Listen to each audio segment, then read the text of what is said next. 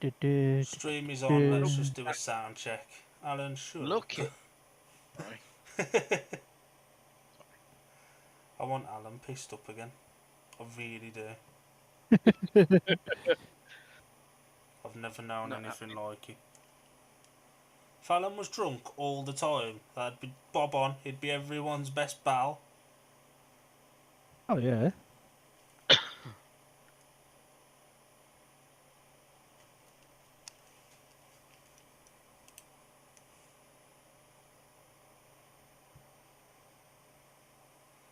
Right, start. Let's just see if the volume's working or not.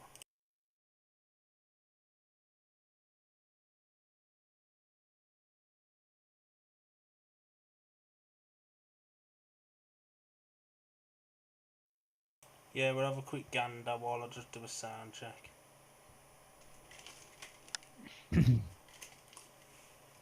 That man's got a lot of cameras.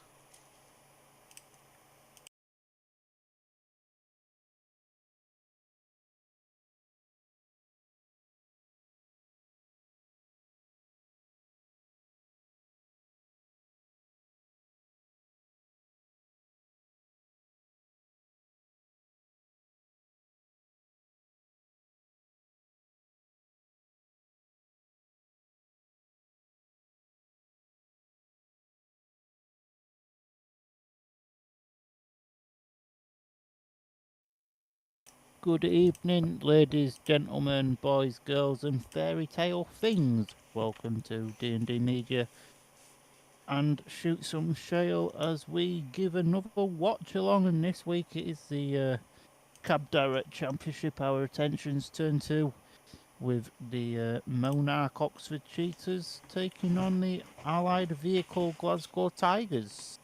I am joined by my normal partner this evening, Mr. Dillon. We haven't discussed what roles we're doing, so we're going to make it up as we go along. And our analyst for Poole versus Workington is Alan. Good evening, chaps. Oh, we've got two viewers. Good evening, Dan. You sounded thrilled to have Alan on board then, Palmer. You really did. Proper thrilled? Usual roles tonight, I think. Yeah, ma'am.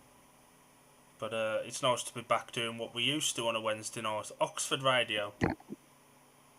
Yes, it is. It's nice to be back, and it's nice to see the track look so much better than what it looked like for the pairs. Yeah, it was a nightmare, weren't it, for the pairs? It wasn't very good either.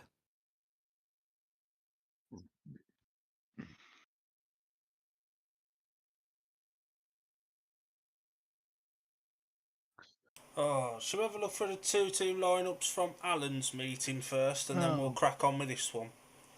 Go on then. Alan, you're up. Don't screw it up, our kid. I've got it all written down, so don't worry. What a boy. Starting with the home side, the Poole Pirates, they have Richard Lawson at number 1. They have Sam Hagan, the under-21 champion, at number 2. At number 3 is Ben Cook. At number 4 is his brother Zach. At number 5 is Tom Brennan. At number 6 is Tobias Thompson. And at number 7, coming in as a guest for the injured Vinnie Ford, the red card is Ben Tricker. And for the Workington Comets, at number 1 is Craig Cook. At number 2, coming in for the injured Tate Zitsky, is Jason Edwards of Redcar. At number 3 is Antti Vulas. At number 4, another guest for Workington, this time for Klaus Vissing. And it is Drew Kemp of the Berwick Bandits. At number 5 is Troy Batchelor. At number 6 is Sam McGurk. And at number 7 is Paul Stark. We got 5 minutes to kill, so we'll do riders to watch. We'll start with Palmer, Poole and Worky rider to watch. My poor rider to watch is Ben Cook. He's just very, very good at the moment, and even though the wheels are falling off at the Pirates at the minute, he's sort of the low use sellotape, keeping them together as much as I can. For Workington, I've gone with Craig Cook because he's just had a kid, so he needs to step up his game so he can afford baby food. Al. So for the Poole Pirates, I'm going to go for Tobias Thompson, because they really need him to step up at reserve and put the points in, should they want to win this match tonight, because he'll be a considerable man that they need in their team to do well. For Workington, I'm going to go for Antti Vulas, because he's been done really well this season so far, and I think if he can bring his usual form to the team, he will be definitely a man to watch. For Poole, I'm going to go for Tom Brennan. He's definitely looking more back to himself now. I think he was feeling the pressure of Cardiff a bit last week, and I think it showed in all of his scores everywhere he raced. He was possibly thinking of the occasion a little bit. I think now that's out the way. I think he's definitely looking, more himself. And for Workington, I'm going to go for Drew Kemp because he knows his way around Poole, and in championship level, for me, he's been riding as a heat leader all season. Well, certainly the second half of the season. So I think he's one to watch. We'll have a quick score prediction before we turn our attentions to this one. Barmer? The wheels are going to be glued back on at Poole and massively 58-32 to Poole. Ooh, someone make a note of these scores and we'll see who's closest at the end. Doing Alan? Oh, go on then. I'm going to go... I think it's going to be a little bit closer than you think, Dan, and I'm going to say 48-42 to Poole. I'm going to say 50-40 to Poole. I think they will get their season back on track again tonight after that blip. I think you can go one of two ways after a defeat like that. You can either come back out and let it get to you and drop your head, or you can come back out swinging, and we all know Poole, they're going to come out swinging and they're going to want to make an example of Workington. And I think this is the point. Actually, we'll keep Alan in for the intro for Oxford and Glasgow as well. Parmat, do you want to do Oxford and I'll do Glasgow? Oh, go on then. No cheering, Alan. All right. I'll try and contain myself. Thanks. So, for the Oxford Cheetahs, sponsored by Monarch, their team manager is Peter Schrock.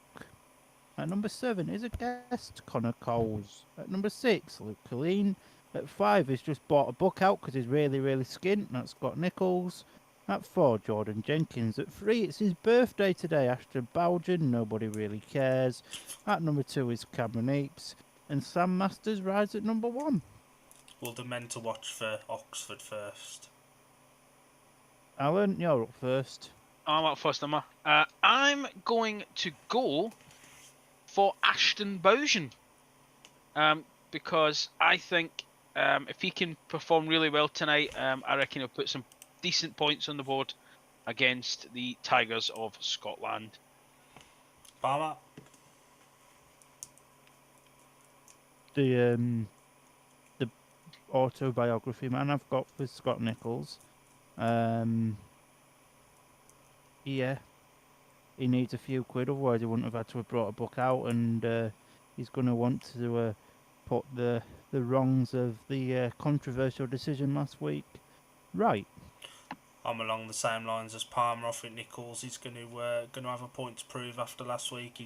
He was still fuming when you met him on Saturday at Cardiff about that decision, so he's going to want to right that. We're going to have to very quickly do Glasgow with the tapes getting ready to fly because it's very dark at Oxford. So for the Tigers at number 7, Tom Spencer guests again for the injured Jason Garrett. James Pearson rides at number 6. Change to the riding order with Leon Flint riding at number 5 tonight, Matty Jivicic at 4, Anders Rowe at 3, Jack Smith at 2, and Chris Harris at number 1. Palmer quickly, man to watch for the Ouija's. Anders Rowe because he's ginger. Alan? Wow. Bomber, just because I think he'll need to use his Oxford knowledge to help the rest of the team get some points on the board tonight.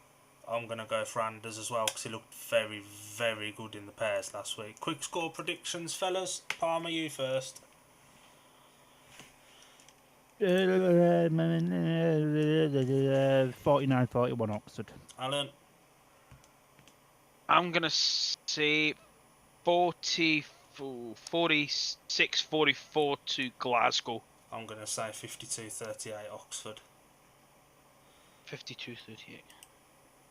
Right, let's sort out this scorecard. If we've got the gates, Glasgow have won the toss and taken gates 2 and 4 in heat number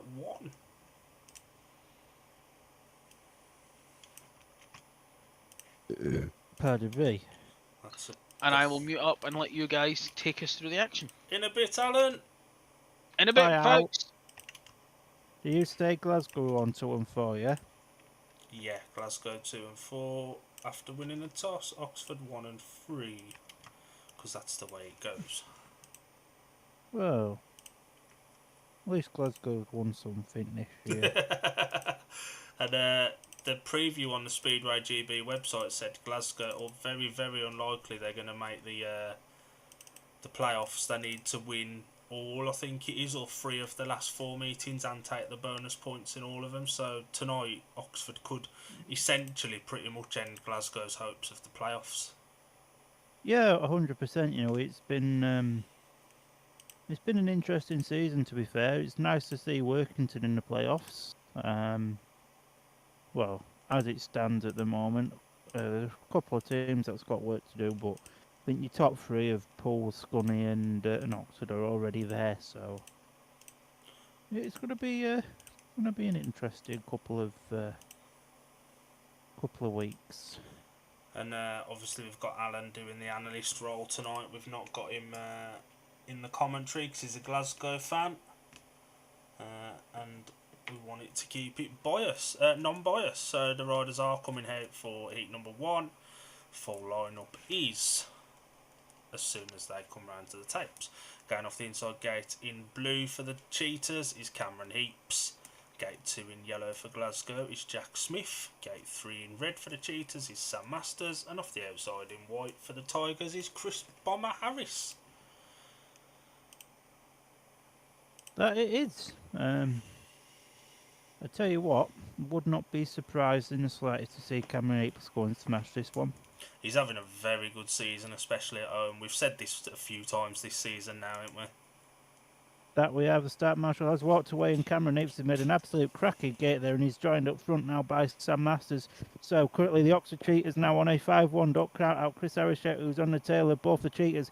Jack Swift trailing towards the rear of the field, and now Cameron Heaps with a great ride there off the 4th bend to keep Chris Harris in the 3rd position. Sam Masters it is that still has the lead, or to really think about looking for his team partner, and just as I say that, he looks over his shoulder, he sees that Cameron Heaps is there, and if anything now, them boys are just extending their lead over Chris Harris, as Chris Harris does a bit of grass tracking down the home straight as we're going to the 3rd lap there.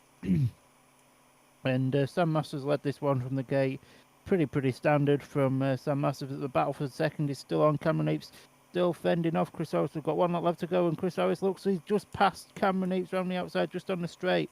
Great route there from Harris. Now what can Heaps do? Can he do absolutely anything as he lifts going down the back straight? I think it's a little bit too late now for Heaps to do anything, as Masters takes the checkered flag and some of the lanes go off at Oxford. I think Sam should have probably helped Cameron Heaps a bit more there. I know obviously when you got Bomber behind you, you just have to kind of get your head down, but I think if Sam had have stayed back and helped him, I think Oxford could have held on for that 5-1. Bomber trying the outside line early on and it wasn't going to work. Cut back really smartly, and you have to feel a little bit for Cameron Heaps there. Oh, 100%. But Sam Masters doing Sam Masters things and winning Heat 1, and since leaving Edinburgh he's really found himself at home at Oxford. Yeah, he has. He enjoys riding for Oxford, and yeah. So the result of heat number 1, it was a win for the rider in red, Sam Masters. 2nd in white, Chris Harris, and 3rd, crucially in blue, Cameron Heaps. 4-2 to Oxford to open proceedings. Is there a bonus point up for grabs tonight? Let me double check. I don't. Or is the second leg on Friday? The second leg I might be think Friday. the second leg might be on Friday. Yeah, you might be right. Sam should have probably tried to protect Cameron Heaps a bit more, I think, to be completely honest. Yeah, the second leg on Friday. Okay. Which is on BSN. And Jack Smith made an absolutely shocking start. It wasn't the best, was it? What's Alan talking about? I can swear that no. In number 2, going off the inside gate in white for the Tigers is James Pearson. Gate 2 in red for the Cheetahs, Luke Killeen. Gate 3 in yellow for the Tigers, the guest Tom Spencer, who scored 3+2 last week, I think it was, with his first championship guest appearance. And off the outside, Edinburgh Monarchs reserve Connor Coles, guests in blue for the Cheetahs. Very does. Very interesting lineup this, you know. On paper, you've got to fancy Luke Killeen. He's absolutely found some form, but James Pearson's flying as well. And, you know, it could be an interesting battle between the two off the outside here. Yeah, I am sort of expecting 2 races in one here. Yeah, it's going to be interesting to see how it is. Obviously, we saw Luke Killeen. I think he got about, I want to say something like 16, 17 points at Poole. I can't remember, but it was quite a lot. So, a man in a rich famous form. Be a scary start. Marshall puts his arms down, walks away, so the tapes rise. Pearson lifts a little bit at the start, but it's ultimately Pearson. Oh! No! Carnage.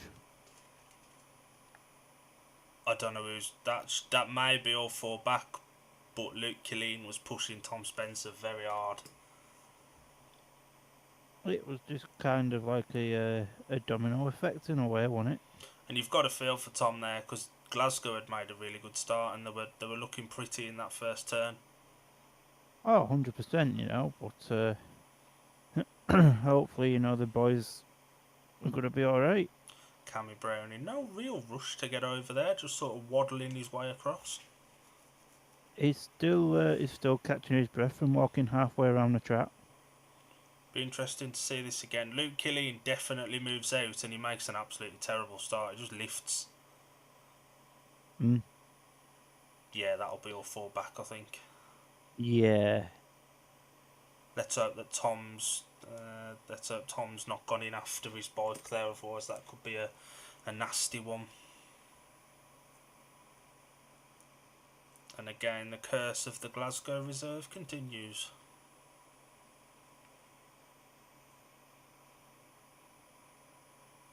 I swear Jack Smith's got better locks than my missus on his head. Probably has. My God, imagine trying to race with that on your head. Just him, yeah, he don't bear funking about. Connor Coles is walking back. And so is Tom Spencer.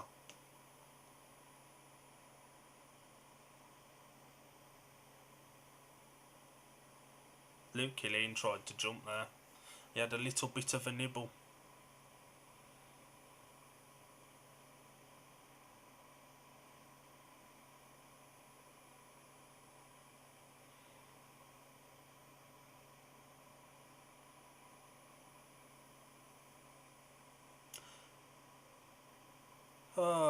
And Tom Spencer's off to the medical room by the looks of it with the paramedics, which is not what we want to see. No. Although it does look okay. He's having his helmet checked, so hopefully it's just a precaution that he's going to get checked out.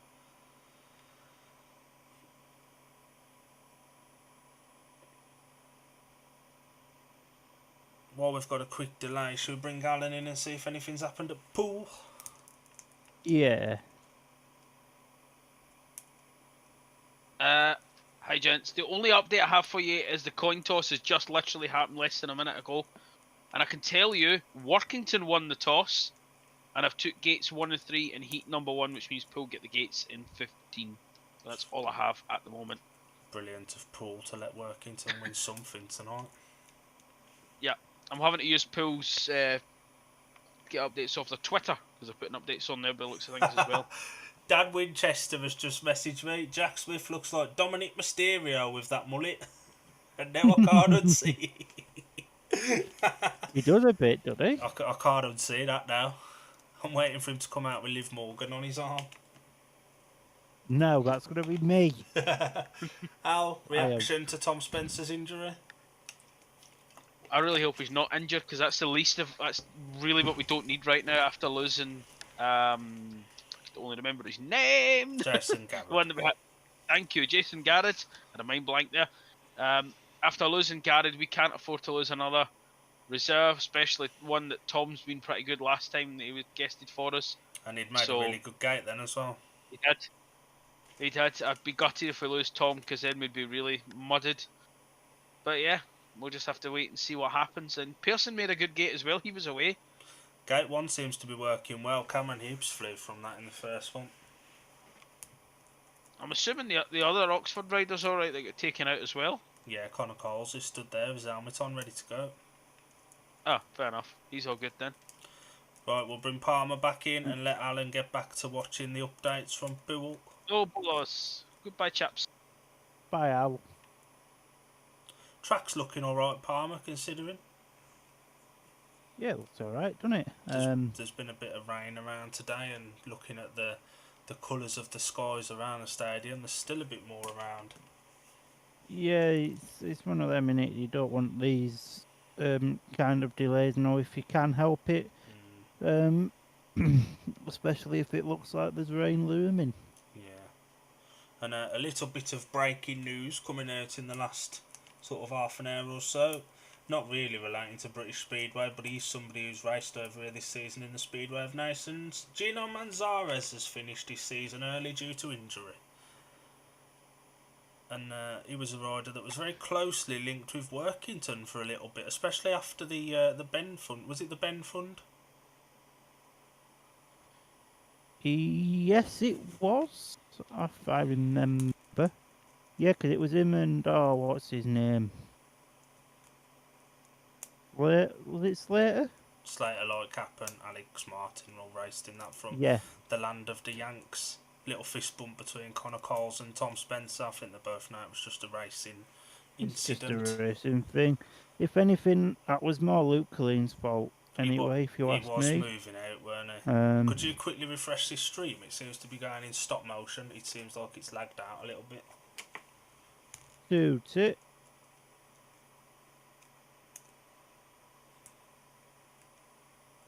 And obviously this is the moment where we'll just say that obviously we can't show racing for copyright. If you do want to watch the other 13 heats plus the rerun of this one, you can go over to Oxford website and purchase the meeting for $11.99 with commentary from, I'd imagine, Lee Kilby. It's just Lee Kilby tonight.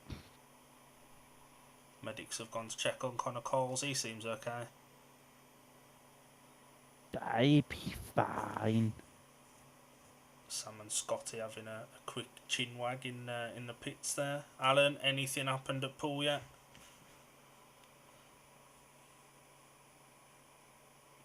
I think Alan's dead. Alan may be dead. Let me just double check on the updates. Nothing on the Twitter, but let me just do a quick refresh of the updates.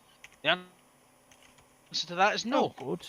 Have you not thought to check the British Speedway Network updates out? They've not got anything on there either. Is it not working? I don't think they're... Probably not. They don't normally work from Poole then. Referees just can't be asked by the looks of it. The ref's not doing it at Poole by the looks of things. Yeah. I know they're doing it at Glasgow, Oxford, but they're not doing it at Poole. The official verdict for heat number 2 is all 4 back, as I think we expected. I think everybody knew that one was coming. And all 4 riders are back on their bikes, so good to see Tom and Connor up and okay. Yeah, 100%. You know, it was a nasty little tumble. So, yeah, as you said, Dill, you know, it's good to see them back on the bikes. I officially hate laptop chargers. Oh, is it gonna be dodgy? Again, it always goes dodgy when you don't need it to. Let's hope it starts working again soon, eh? Be nice, like. The rerun, same lineup: James Pearson 1, Luke Killian 2, Tom Spencer 3, Connor Coles 4. Glasgow were away and gone in that first staging as well, so they'll be hoping for a bit more of that again. Oh, 100%. You know, Pearson made a really, really good gate there, and I would suspect Luke Killeen was given a warning for moving at the start. He definitely looked like he had a twitch. There's no mention of that on the updates though, but he definitely twitched. I'm sure we'll see what happens in the upcoming moments. Connor Coles has got new Kevlars. Are they his or are they some? They look like an old set of Adam Ellis's. Maybe I'm. They're an Wrong. old set of Chris Holders. Oh, okay.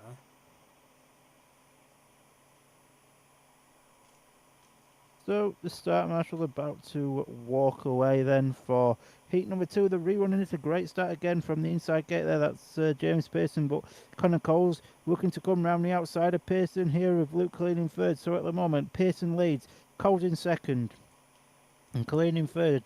Spencer struggling a little bit towards the rear of the field as they go into the second lap now, and Clean looks like he wants to murder his teammate here. As he looks to go up the inside here of Connor Coles. Can he make something work? Not quite. Connor Coles showing probably the best riding skills that he's had this year, but now he's just let Luke Clean in for second. James Pearson's away and gone. He can go check out, get a hot dog, get a burger, get a kebab, whatever. And he's virtually got this one in the bag, I do reckon. I believe we've 1 lap left to go. Yeah. Have we? I don't know. But yeah, Pearson's out front. Clean's not catching him now, I don't think, because we come down the back straight for the final time and round bends 3 and 4. And it's going to be a win for Little P.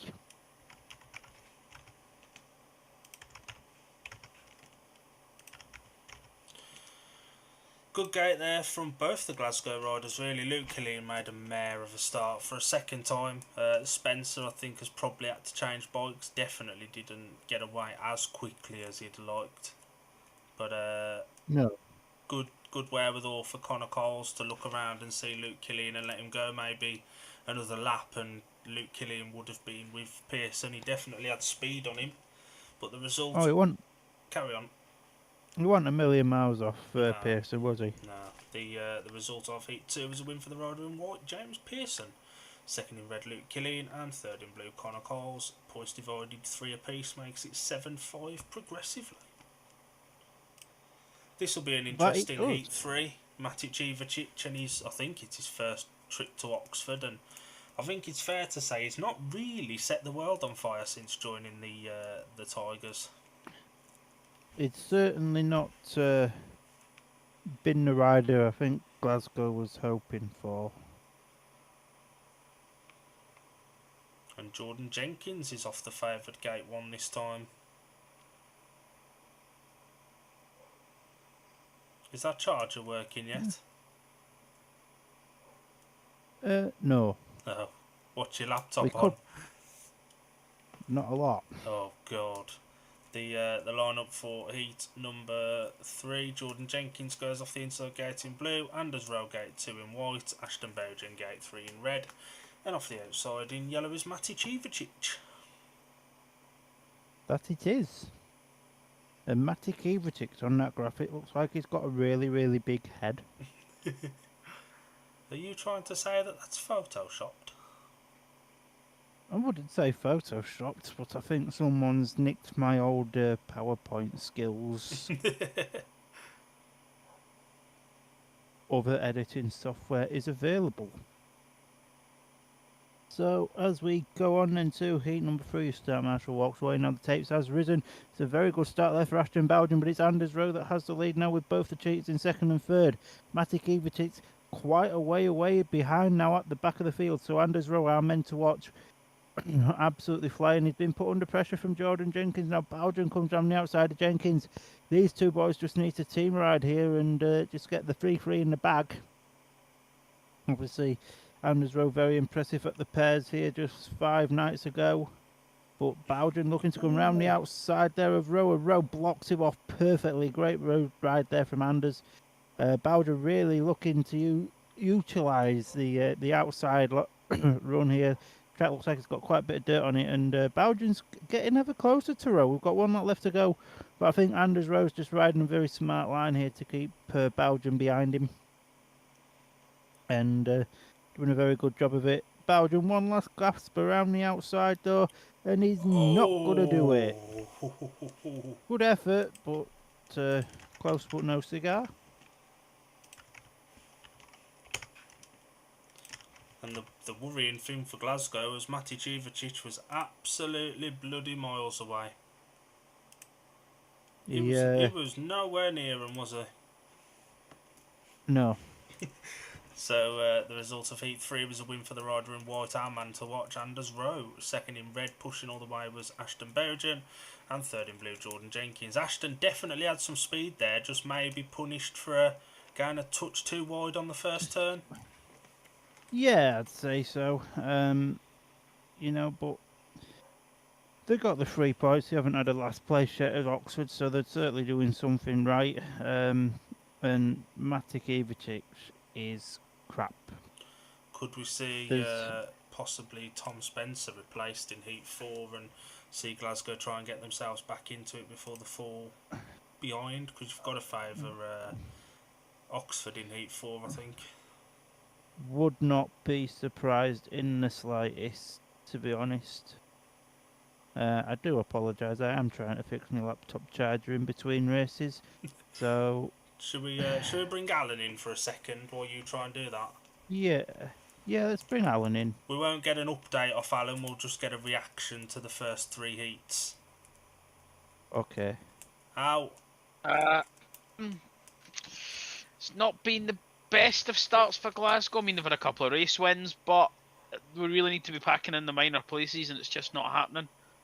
So I think it's going to be a tough night at the office for the Ouija's, but hopefully we can pull something back later on in the meeting.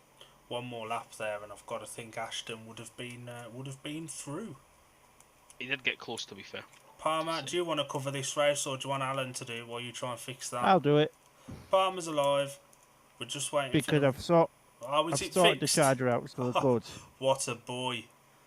The lineup, according to this, Tom Spencer is in. It's Connor Coles off the inside gate in blue. Tom Spencer's supposed to be off gate 2, although he's not at the tapes yet. Scotty Nichols gate 3 in red, and Leon Flint off the outside in white. And it is Tom Spencer. He's there. And Connor Coles off the favoured gate this time. How's gate 4 working? All 3 of the inside gates have actually scored equal points. Gates 1, 2 and 3 have all scored 5, and gate 4 has scored 3. So very interesting statistics there though from Mr. Dillon as the tapes rising on heat number 4, and it's both the Oxford Cheetahs there that are out front. So it's Scotty Nichols that has the lead.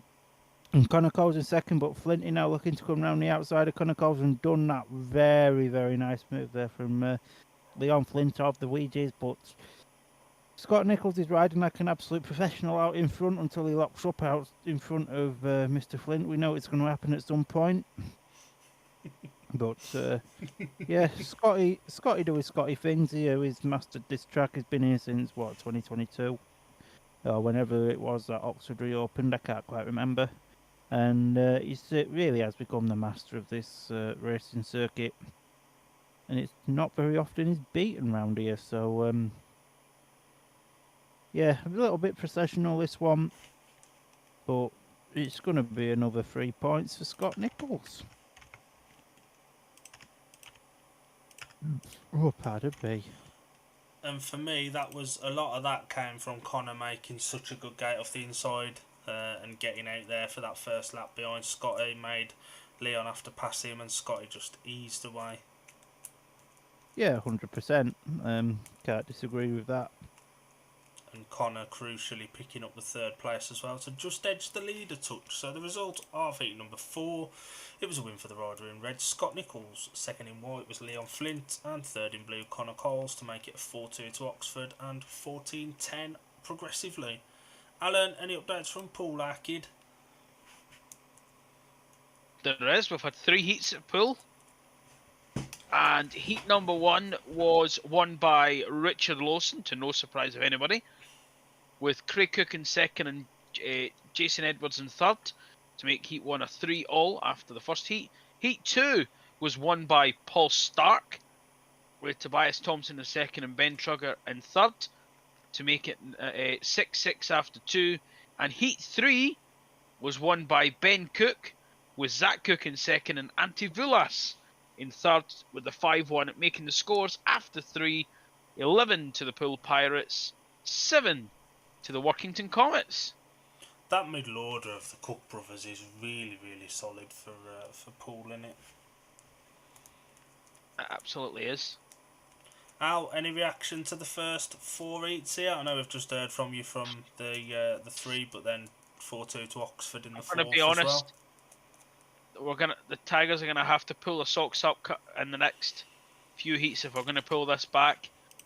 Bomber needs a team talk with the rest of the boys and get the setup sorted because we really are struggling to get off the tapes and make a fist of it.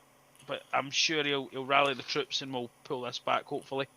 1 and 3 But have also, been working very well though, and Glasgow have got 1 and 3 times in the next 4 races.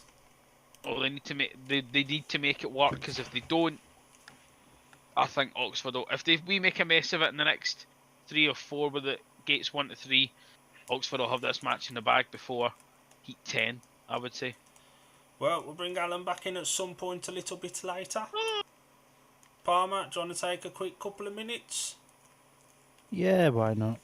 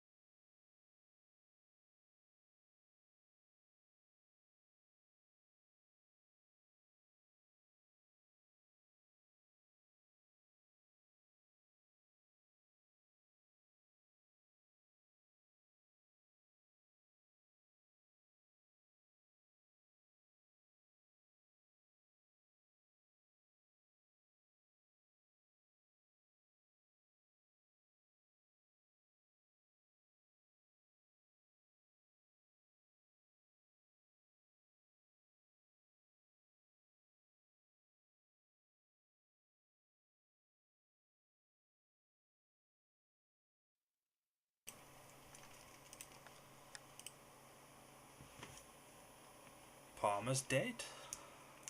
R.I.P. In pieces. Apologies, I was busy observing my pen. Was it doing anything interesting? No, it's got strawberry jam on it. God. But anyway, so welcome back. We're just having some track grading here at Oxford. So I believe we're gonna go down to Dorset where Alan is to an extent for an update. Palmer, can you do me a favour and just move your cursor off the screen so that it's really bugging me in that position. There we go. Thank you, Mr. Palmer. Well, we've had 4 heats now at Poole. We're about to go on to heat 5. But in heat number 4, it was won by the home rider Tom Brennan, with Troy Batchelor in second and Ben Trigger in third, with Paul Stark at the back. The 4-2 to the Pirates now makes a successive score 15 to the Poole Pirates, 9 to the Workington Comets after 4 heats. Did I imagine this, or did Starkey get a paid for win in Heat 2 when he was guesting for Plymouth the other week and then he was absolutely cack after it? It's looking that way. No, I think he did. Now you come to mention it. I think he did. Do you want to know something funny? Heat 5 is the battle of the cook. There's too many cooks at Poole tonight. 3 cooks versus Edwards. Edwards to win that. Big up our boy Jace. And we'll bring Alan back in a bit after. The riders are getting ready to come out for heat number 5 at Oxfordshire. And it's starting to become autumn now, isn't it, Palmer? It's 8:05 and the floodlights are on. It's starting to go dark. This, you see, I'm probably gonna get people disagreeing with me here, but there's no better thing than being freezing cold in 85 layers at Speedway, watching the action under floodlights. There's just something about watching Speedway under floodlights which is better than watching it in daytime. It was a bit nippy at the old Perry Bar the other night. I had a beanie and a hoodie on everything. The week before, apparently, you had shorts and t-shirts on. So we wait all year for summer and we get 3 weeks, and just as quick as it comes, it goes again. To be fair, we can't really complain this year. We've had a good summer. We have had a good few weeks, and I spent most of it in a seaside town. So I spent most of it in a hard hat working, sweating every day. Riders, how the other half live. The riders coming up to tapes for heat number 5 with the lineup as follows. Going off the inside gate in yellow for the Tigers is Jack Smith. Gate 2 in red is Ashton Bowden. Gate 3 in white is Chris Harris. And off the outside in blue, Jordan Jenkins. Oxford 4 points up going into this one, and you've got to favour Bomber looking at this, although Ashton was quick in his last race. Ashton was quick, but you look at this lineup and it's got 3-3 written all over I think the target for the Cheetahs boys will be to just, if Bomber goes, just stop Jack Smith from scoring. And well, looking at how he was in heat number 1, I don't think that'll be too much of a problem. He has had a good season, and he's off the favoured gate 1. He's had a very good season, you know, and dare to say he probably wouldn't have had this chance with Glasgow if it weren't for his scunny guest bookings earlier in the year. just saying. And he has done really well, even since moving into the main body of the team as well. And he's always been a rider that people like to say, oh, he moans and chances, but he has taken this one. Well, he's had a 92 before, but the tapes is ridden then for heat number 5, and it's both the Glasgow Tigers boys that's got there in front. Chris Harris, as we expected, out in front now. Jenkins ran the outside of Jack Smith, so it's now currently the Glasgow Tigers on a 4-2 heat advantage. Bowder going really rider, got past Smith just on the home straight there, so it's now down to the 3-3 that we expected, but Smith's now fallen off on the first bend. Is he staying down or has he got the bike off the track? We're not too sure because we can't really see. But the race has continued, so he's got the bike off the track. Chris Harris leads as we pretty much expected. Jenkins in second, and Bowden, for saying he had a lot of speed in his last ride, he's quite a way off Jenkins here in third place. But one lap left to go then here at Oxford in heat number 5, where they face the Glasgow Tigers. Chris Harris, the home rider here in the Premiership, using all of his track knowledge to take a heat win. That pass from Bowden on Jack Smith coming off bend 4 down the home straight for the first time, that felt personal. Smith gave Bowden the right heave-ho in the first turn. Oh, 100%. And it looks like there's a reserve change in yellow in heat 6. That's Tom Spencer with the yellow helmet on. I'm not surprised. Sacrificing Spencer early to get his rides out of the way. When you've got Luke Colleen in your back pocket, They haven't, they've got James Pearson. oh, that's who I meant. I looked at the wrong side of the throw. There's a little bit of a distance between Oxfordshire and Glasgow. You know, just a little bit. Smithy Just made a a really little. good gate then, to be honest. He did. But, That felt personal. And then he dropped his shoulder on him Yeah. as well. And for that, all that track grading, Oxford still haven't put any water down. well, maybe people that are in the crowd like dusting the sandwiches and stuff. I've still got dust in my eyes from Monday. They shouldn't be giving riders goggles. They should be giving the supporters bloody goggles. As you'd expect, Bomber straight from the tapes, then especially off 1 and 3. Let's see what Heaps Yeah. and Masters can do off this one. Yeah, 100%. Why are we seeing the entire race again? We've just bloody watched this. That we have. It wasn't even a Um, good race. Oxford TV like to treat their customers. Oh God, there's a delay here for something.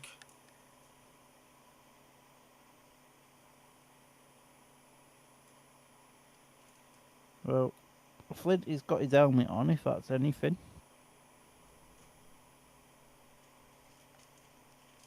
Should we quickly bring Alan in from Poole, see what's going on there while we've got a couple of minutes here? Go on then, let's get Glasgow Allen in, who's They're commentating on they're Poole. watering. It's about bloody time as well. It's nice of them to consider their fans. I reckon they're just listening to us. Understandable. Alan! You're not gonna like what I'm about to tell you. There's not a fat lot going on at Poole. Well, actually, there is a fat lot going on, but not in a good way. Oh, blimey. Heat 5, Craig Cook missed the 2 minutes. Got replaced by Sam McGurk. Heat 5 then went away from the tapes. And I'm afraid to say Sam McGurk and Zach Cook may have tangled with each other into the pits. Ouch. And have gone down. So, currently it's all 4 back, but I don't have any more of an update. But I know from a Birmingham point of view that's not good. Sam Considering- McGurk's been involved in a few crashes this season with riders, isn't he? Seems to be a recurring theme. It does, doesn't it? Was it Sam McGurk that was involved in that one with Danny King at Workington? Yeah. He does seem to be Yeah, it getting was, yeah. involved in a fair few this season. But yes, not much going on down at Poole, and I'm not sure how much of a delay we're going to have, given that tangle. Oh dear. Riders are looking at the track here at Oxford. We'll bring Alan back in again after. We've got three people watching now. If you're in the comments, Palmer, tell these lovely people what to do. So if you're in the comments, please leave us your thoughts. We don't bite unless you have cake. Got a bit of cake. Okay. Palmer, quick one. You're in Cardiff the weekend. How was that? Yeah, bang on, mush, bang on. You know, a great atmosphere there as it always is. Pubs are absolutely rammed. You know, it's just that one weekend, right, of the year where it's just so nice to see everybody that you haven't seen over the past year, and getting the pit walk passes and stuff like that was very, very cool. Very cool to see in the pits at Cardiff and how everything's organised. And I think I may have touched Bartosz's bike, which is why it was a bit crap. And just like that, the gates open for heat number 6, and it is Tom Spencer in yellow replacing James Pearson.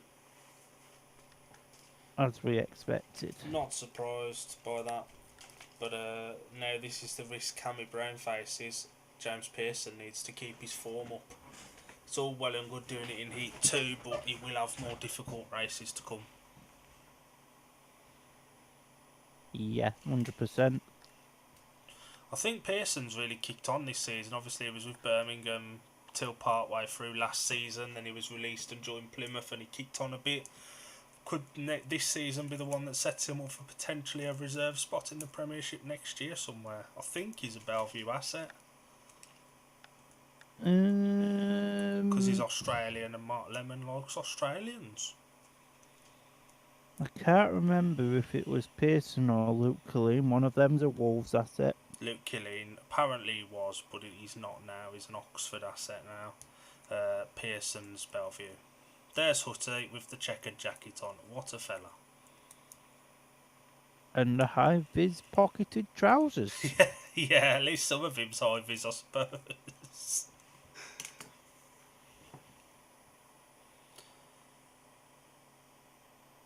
So, yeah, just wait for the 2 minutes to come on. Interesting looking race up this. Very interesting, in fact. 3 former Wolves riders and a Wolves asset in this race. Big Wolves connection, isn't it? Yeah, just a little bit. Wolves had a hell of a lot of time for Tom Spencer. Because, I'm sure you'll correct me if I'm wrong, which I probably am going to be. Didn't Tom Spencer... Tom Spencer spend some time with Cradley? Yeah, he did in the National League and stuff like that. He has big Cradley connections. Still rides for the Cradley team in the little Nora thing that they do on the Isle of Wight when they run. When they asked riders 2 days before. Yeah, and Spencer really has been sacrificed here because he's off the poor gate 4 as well. Oh God.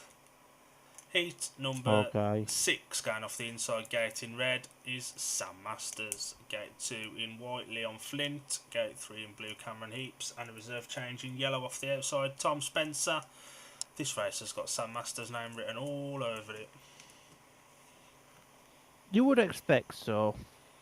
Flint is a good gaiter, but Sam's a good gaiter and off the favoured gate as well.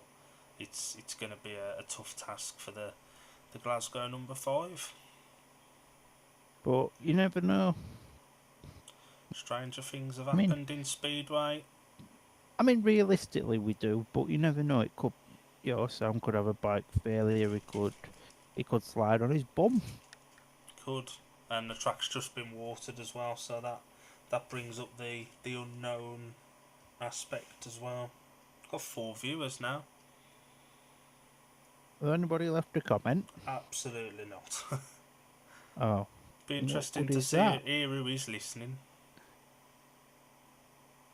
Again, if you are watching on the YouTube, get in the comments because we'll talk to you as the tapes rise in on heat number 6. It's a very good start as we expected from Sam Masters, who hogs the inside line there. It's Masters that has the lead over Leon Flint, who's been chased all the way by Cameron Heaps. Cameron Heaps using the outside line. Now, can he get round Flint? Yes, he can. What a ride there from Cameron Heaps. Flinty now looking to repay the compliment on Cameron Heaps. Not quite close enough just yet, but he's not a million miles off. But Cameron Heaps using the outside line, and to be honest, the outside line is working really, really well here at Oxford tonight. Flint is trying his absolute damn best, and he's got up very, very close to passing Cameron Heaps there on the back straight. Not quite worked out for him though, as we've got 1 lap left to go. And barring any form of mechanical failure, Sam Masters can go get a doner kebab, and he's checked out, won this one. The big battles for second place. Tom Spencer is a little bit behind, but that's a big 5-1 for the Cheetahs. Why did it take nearly 4 laps for Cameron Heaps to realise going that wide on 1 and 2 was not working? The wide line on 3 and 4 was, but it definitely wasn't on 1 and 2. And that was why Flinty gained so much ground on him. He could smell Burger King next door. You have to feel for Spencer there. It was a tough race at the tapes, and you've got to think that's his night done. You'd expect so. And the result of heat number 6 was a win for the rider in red, Sam Masters. Second in blue, Cameron Heaps, and third in white, Leon Flint makes the progressive scores. 22 to Oxford, 14 to Glasgow. And could we potentially see a tactical substitute for Mati Civacic in yellow and Bomber coming in maybe off 1 and 3 with Anders Rowe? But that's a risk against Scotty Nichols. It is a risk against Scotty, but I could see it happening. Favoured Gates, get it done early. Civacic was closer to Swindon than Oxford in his first race. Yeah, he was. He wasn't very good, was he? And there's been some impressive, hopeful news coming from Swindon of the potential return for Swindon. Land has apparently been found, but we've heard all this before. Yeah, it does sound like Clark Osborne's going to be involved in it. And if Clark Osborne's involved in it, you've got no hope. Is that the fella that was involved in the Coventry thing? He's the fella that said Speedway wasn't viable at Coventry. He ran the Speedway at Reading and he ran the Speedway at Swindon. Into the ground, both of them, yeah. Yeah. No tactical in heat number 7. Is that one we're on? There is a reserve substitute though. Connor Coles comes in for Luke Killeen. Full lineup of heat number 7, going everything so gate in white is Anders Rowe, gate 2 in red is Scott Nichols, gate 3 in yellow Mati Civacic, and off the outside in blue a reserve change, Connor Coles replaces Luke Killeen, and I think this would have been the race to have done a tactical in. I'd have done a tactical here, unless he's looking to put it in heat number 9. Choosing 9. Flint. I won't be taking Pearson out though, and the next time Anders Rowe's out is against Sam, and the next time Bomber's out is against Scotty, so this would have been the one for me. This would have been the best one, but it's Cammy Brown, and the bloke's an idiot. Cammy knows best according to our Poole correspondent. So, Start Marshall then walks away for heat number 7. Tapes rising and away we go. And it's a very good start there for the rider in the white helmet colour Anders Rowe, as we pretty much expected, because he's very good around Oxford. Scott Nichols there in the second position, going to push Anders all the way, with Connor Coles holding off Matic Civacic there in third, although Eva keeps coming closer to Connor Coles here. Connor just needs to swap his bends round. He needs to come outside on 3 and 4, inside 1 and 2, and he'll be absolutely fine. But the big battle is at the front now with Anders Rowe and Scotty Nichols. Nichols looks to go on the inside of Rowe, not quite worked out. So Rowe holding the right defensive line there over Nichols. Nichols, whoa, that was close. But it's still Rowe that has the lead, with Nichols chasing him down every lap of the way. Now Nichols looking to go up the inside. We've seen this before. Nice. Now what can Rowe do? Rowe back up the inside. Oh, Nichols has got that. That was close. I had a little bit of deja vu to Friday then. Oh. I thought that was going to end the exact. It was almost an identical copy. I'm not going to lie, I thought there was an extra lap.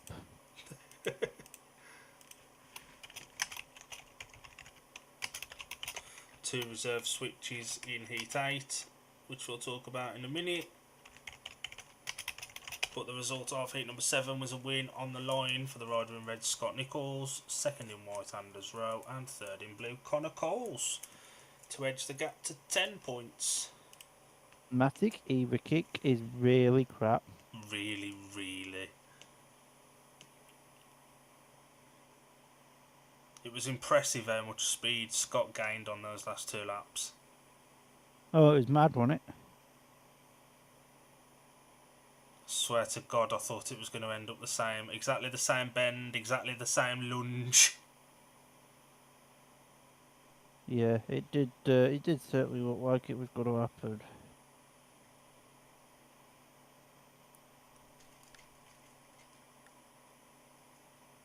That speed there coming off that mid-track on 1 and 2 that Scotty gained. It was big speed that. That lift there as well, pulling back, I thought that was all Anders needed.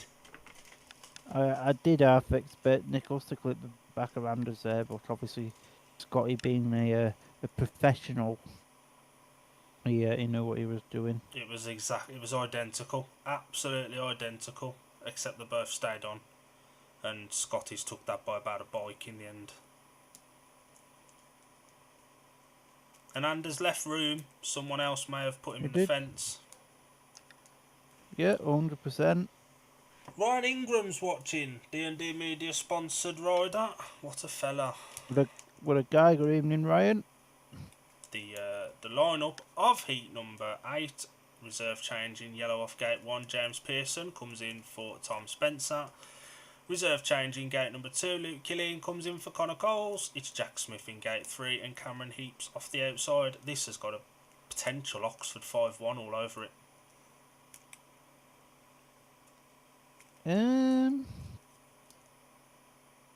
Jack's not been that impressive, and Pearson looked quick, but Killeen was gaining on him after a poor first turn in heat 2. James Pearson was also off gate 1 in heat 2. It's worked out quite nicely for a minute. So, not bad to have your first 2 rides of the night off the same gate. And the favoured gate as well. I think it's still got the most points. Oh, actually, gate 3's now favourite, where Jack Smith... Oh, I'd have swapped him round. I'd have left Tom Spencer. I'd have put James Pearson in for Smithy. Well, maybe if Jack Smith cut his hair off, he might be a bit better. He might be a bit lighter. Might go around a bit quicker. I'm at Birmingham on the 2nd. You know, aerodynamics and stuff like that. Ingram has just asked if I'm going to be at Brum on the 2nd of September for the British Youth thing. I don't know is the answer to that. It depends if the fella I jump in with a lift for on the way home is, because I think Leicester want him at their track for the playoffs. Well, we'll soon find out what way the tape rides them for heat number 8. It's a very good start there for the rider in blue, which is Luke Killeen, with James Pearson sitting there in the 2nd position. Now Cameron Hicks coming up the inside there of Jack Smith in the third. That was absolutely horrible. James Pearson's going for that all day long. Unintentional, but he grabbed some grip on the 4th turn. That was horrible. So yeah, Ingram, in answer to your question, possibly I'll let you know a bit closer to the time. I think it's Luke Killeen that's down out there, and there's nothing he could do. But I've absolutely no doubt in my mind that James Pearson will be disqualified for that. Everybody else running to go and help the colleagues and everything. Cammy Brown just stood in the pits. Because he's an idiot. He's useless. It's about as much use as what Alan is, going to meetings on a race day. Ingram has asked if we're going to sponsor him in 25. We don't know who we're sponsoring in 25 yet, the old fruit. We don't know what's happening in 2025. We barely know what's happening tomorrow. Yeah, that was a bad one. Hopefully Luke Killeen's alright. And he'd done really well to get ahead of Pearson as well. Pearson just grabbed some grip off the 4th turn. Should we quickly bring Alan in for his thoughts on that? But if he tells me that Pearson should be in the rerun, he's getting kicked out instantly. Let's bring him in.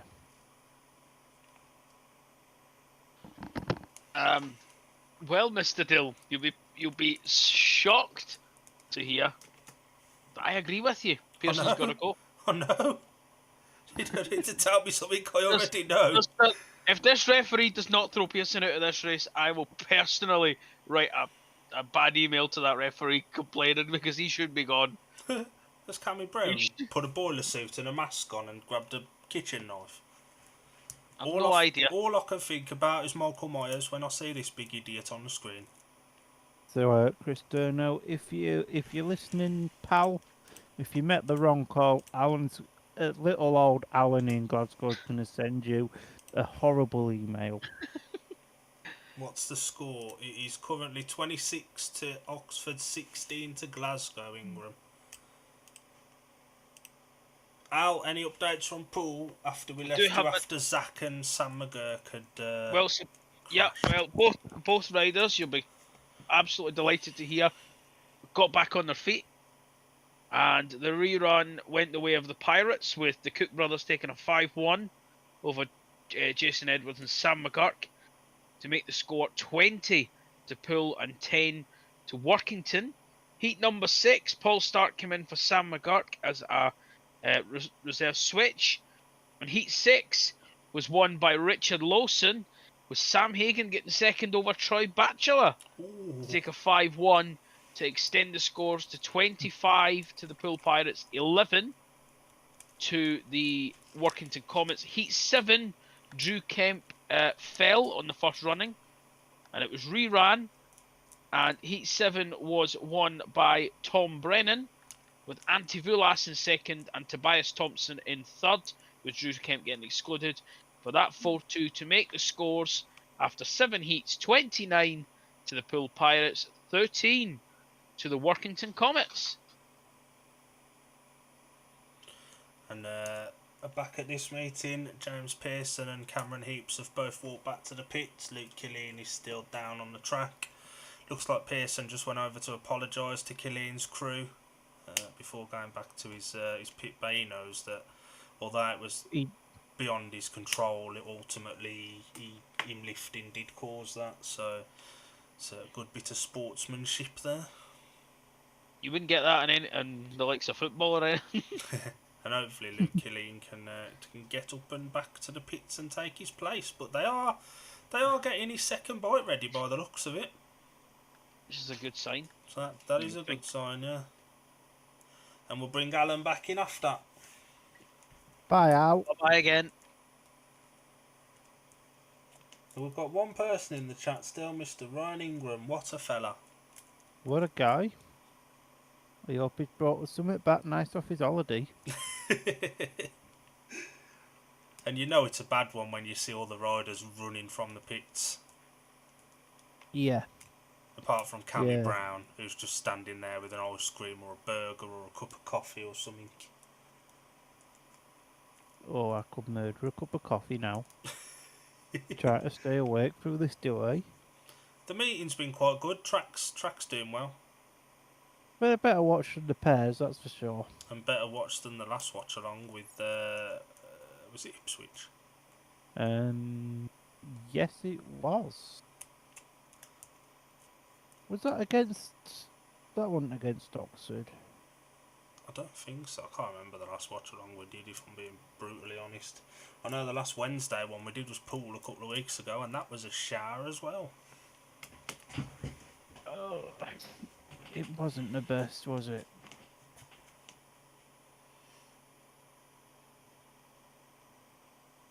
And I think if Killeen has to withdraw from this meeting, that's worrying for Oxford.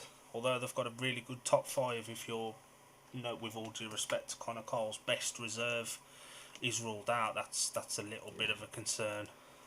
Just a bit, isn't it? It was Ipswich versus Leicester we watched on last Thursday. Ooh, that was something else. And last Wednesday, ironically, was Oxford away at Poole. That was brutal as well. I'm just looking back through our watch-alongs that we've got on the YouTube.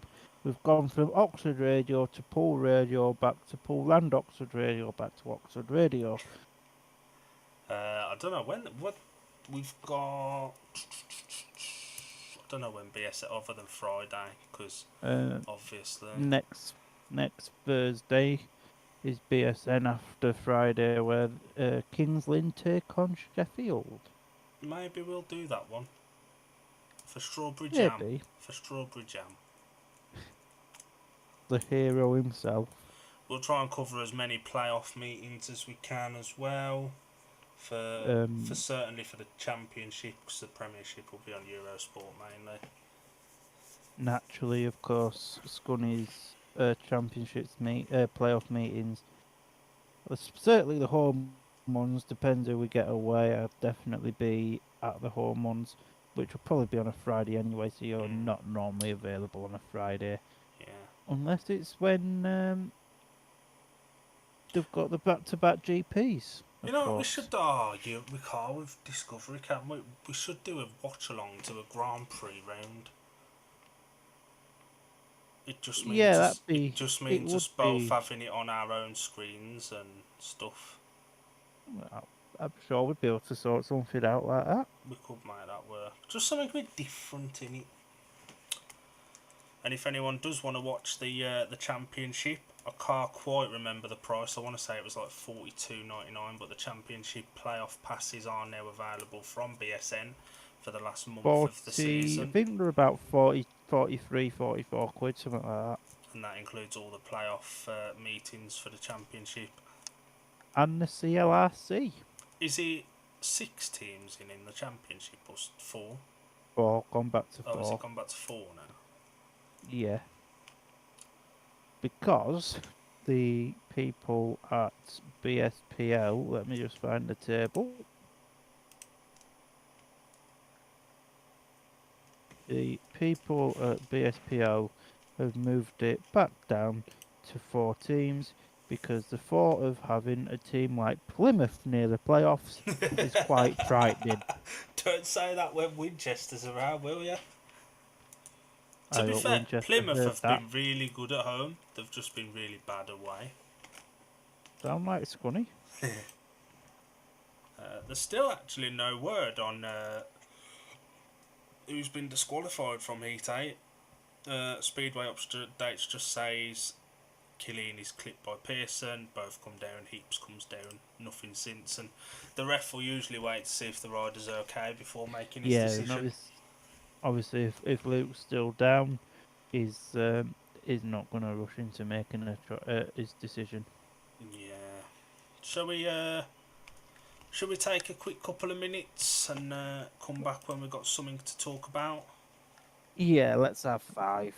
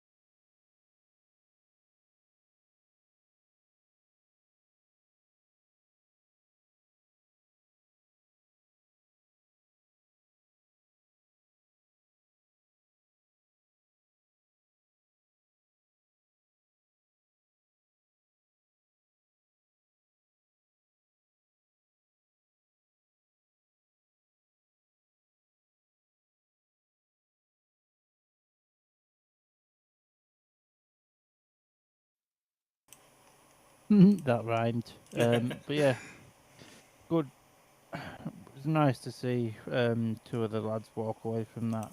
I do believe Luke Colleen has gone off in the ambulance, so I'd be expect he'll be taking no further part in the meeting tonight. And obviously, while we was in our little 5-minute break there, we got to see the crash a couple more times, and it don't get any easier. Well, we've got a quick minute. We'll bring Alan in from Poole to see if anything's going on there. We do have an update from the Pirates of Poole.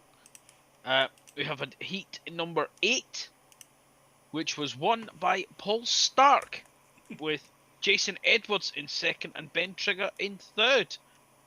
So that 5-1 to Workington makes the scores 30 to Poole and 18 to the Workington Comets.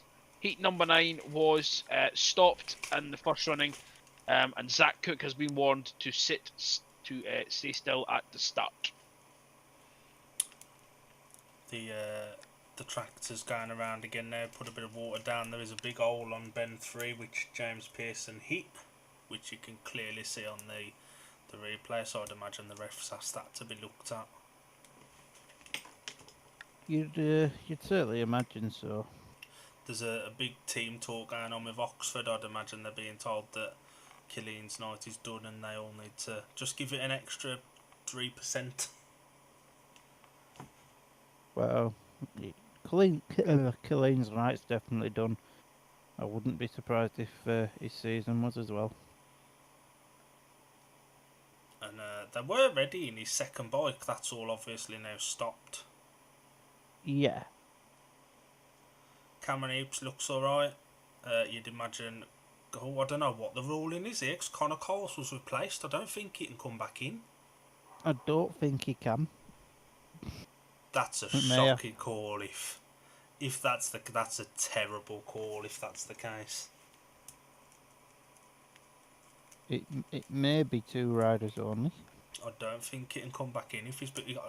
Although Lewis Kerr was replaced at Birmingham the other night, and then Wojtolo missed the 2 minutes, and then Kerr came back in for Wojtolo. So Connor Coles has got the blue helmet on. Oh, maybe he is coming back in then. Just making a mess of my programme. I've just put him in as the injury rider replacement. That's exactly what he'll be. Obviously, it can only be Coles that takes it. James Pearson, as expected, has been disqualified.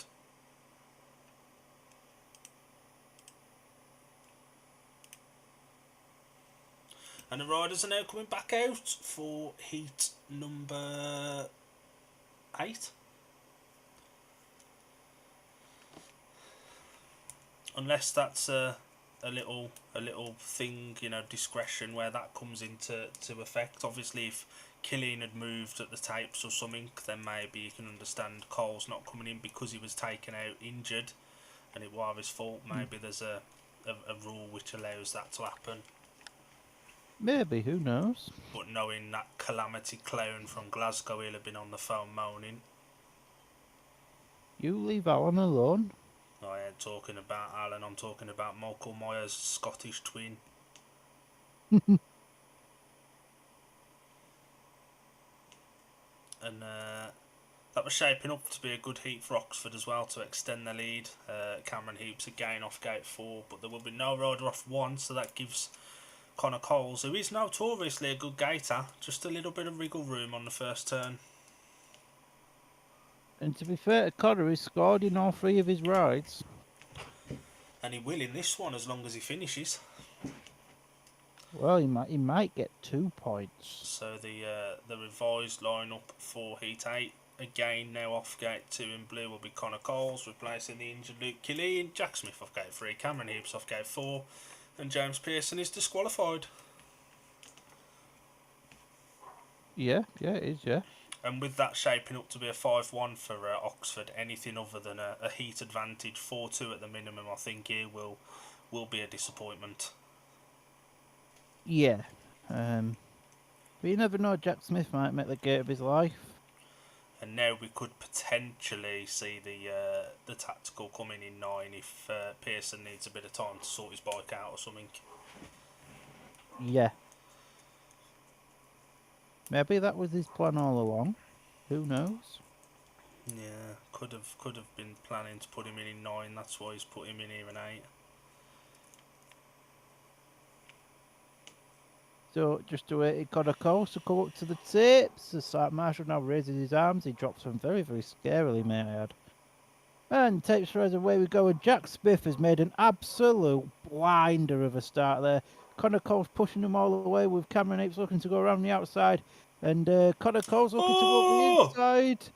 And that was very close. Cameron Apes blast round the outside of Jack Smith. And Cameron Apes has got a lead and he's already half a mile in front of Jack Smith. So it's now currently an Oxford Cheetahs 4-2. But Connor Coles is quite on the pace with Jack Smith as well. And could well see an Oxford 5-1 here if Connor Coles can find the right lines on the track. But Cameron Apes is checked out his way and gone. If he can hear this, just stop off on the fourth bend, get yourself a burger and then carry on, Mush. Because you've got this one in the bag.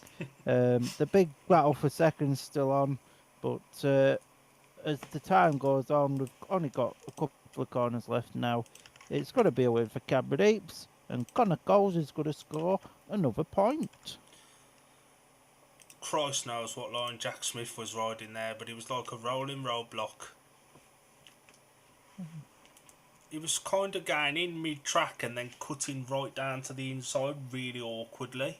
I don't understand what he was doing there, to be honest. Most people don't understand Jack Smith.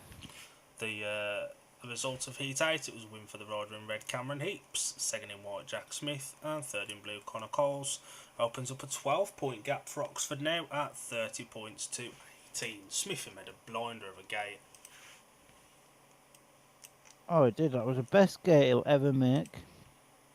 And he still got past with quite a lot of ease. Yeah, I think as well, Cole's coming up the inside, Smithy went really defensive and that gave Cameron Hips all the room he needed. That's such a weird... I don't understand what he's doing. Yeah, probably don't understand what he's doing. I don't get why he did that in his first couple as well. Big shout out to Vinny and Ash, who's just told me that they're watching along to this evening. So shout out to you guys. I hope you're doing well. And Vinny, I hope you sorted your bike out because there was a bit crap yesterday. Yellow. As expected, really.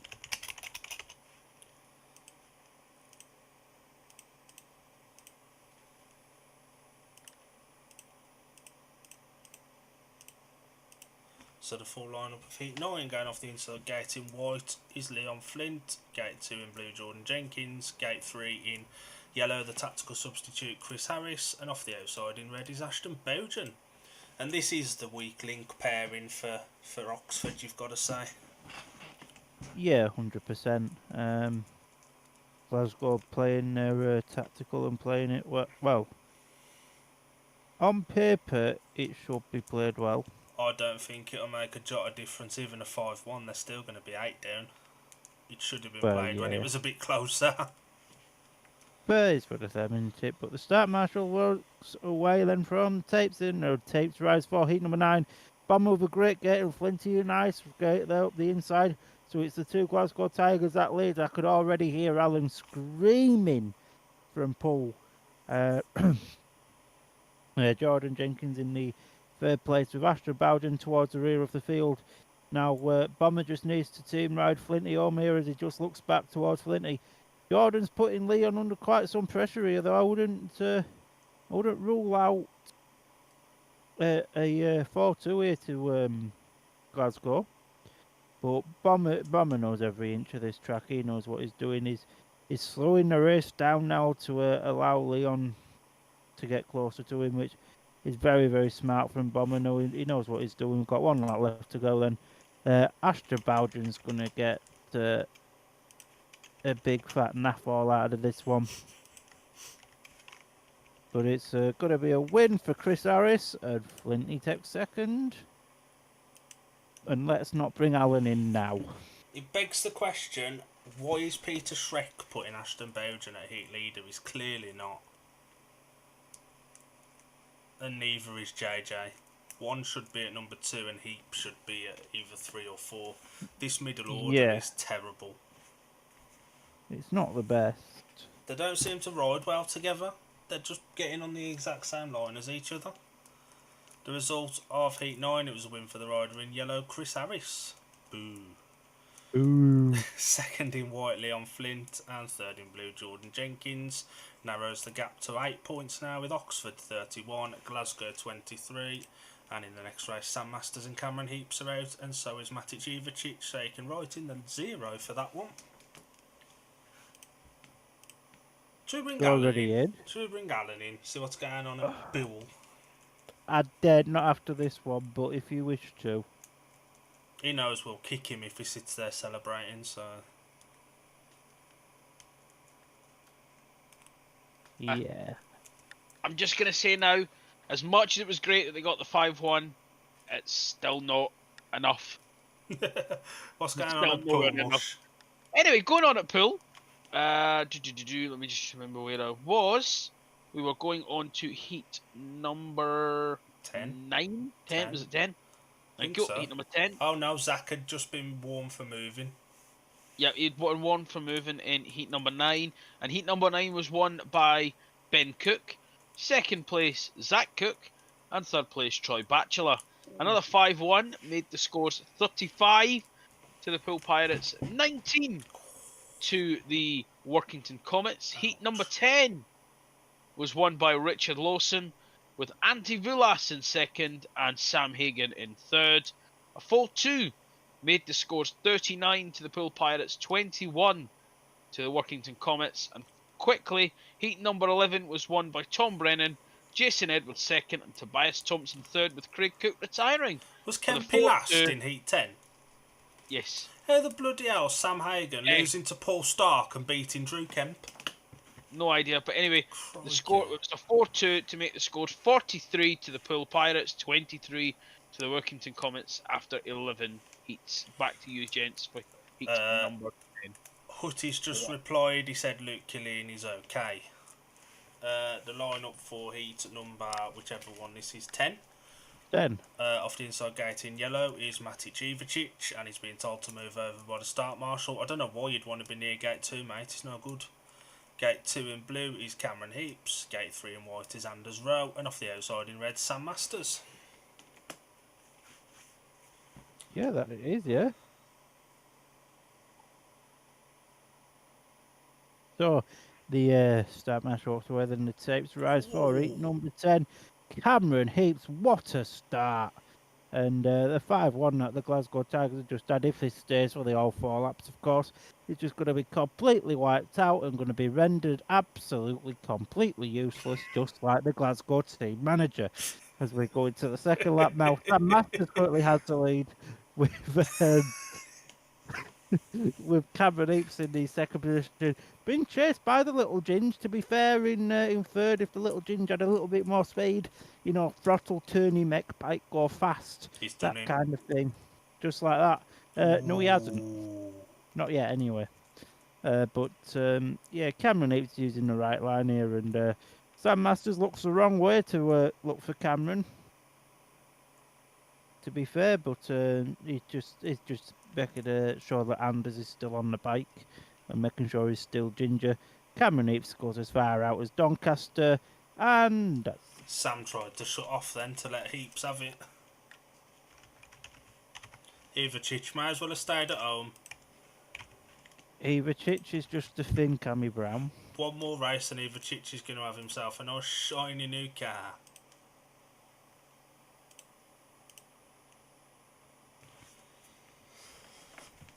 So, the result of Heat 10, completely rendering the Glasgow 5-1 in 9 pointless, was a win for the rider in red, Sam Masters, second in blue, Cameron Heaps, and third in white, Anders Rowe. And it makes the scores 36-24, and Alan's gone to cry into his blart sock. We could already hear the tears.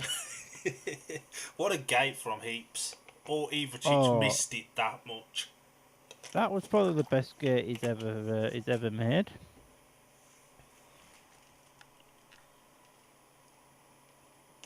But yeah, it was almost expected. That, to be fair, wasn't it?